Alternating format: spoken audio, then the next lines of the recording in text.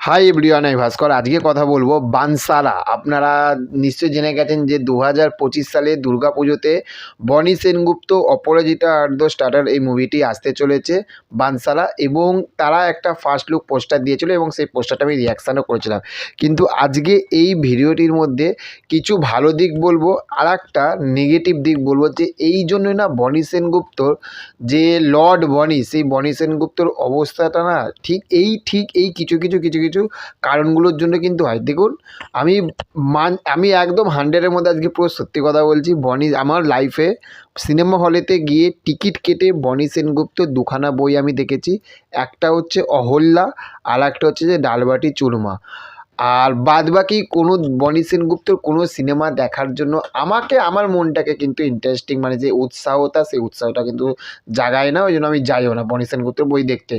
কিন্তু এই যে বানসালা, এই বইটা দেখার জন্য কিন্তু আমার যে একটা মনে থাকে না, একটু হলেও কিন্তু মনটা বলছে যে হ্যাঁ যাবো।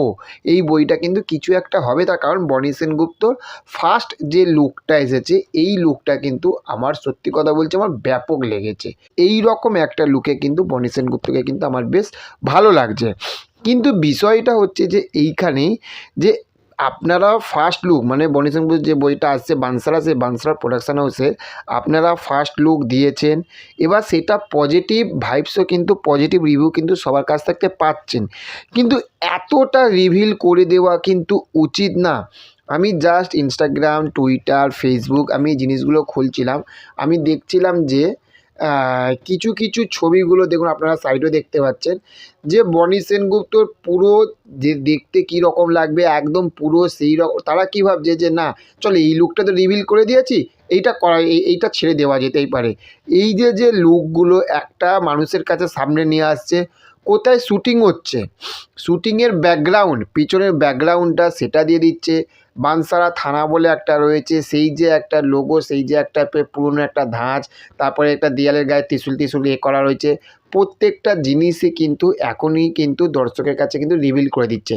তাহলে এটা দিয়ে কিন্তু প্রমোশন হচ্ছে না মানুষের কাছে, যে এইভাবে যে হাইপ বাড়াবেন, এটা কিন্তু ভুল।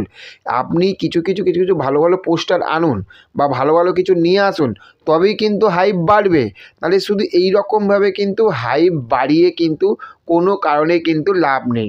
তো আমার মনে হয় এইটা, যে বনি সেনগুপ্তর কেরিয়ারে এতদিন পরে একটা বই একটা আসছে, যে এই রকম বানসালার মতন এইরকম মুভিটি আমি দেখার জন্য সত্যি কথা বলতে বিশাল ইন্টারেস্টেড। তো এই ভুলগুলো যেন না করে, আমার এটা মনে হলো। আর আপনাদের কি মনে হয় সেটা অবশ্যই কমেন্ট করে জানাবেন। দেখা হচ্ছে পরবর্তী ভিডিওতে। ভালো থাকবেন আপনারা। Okay, thank you, have a nice day, tata, bye by.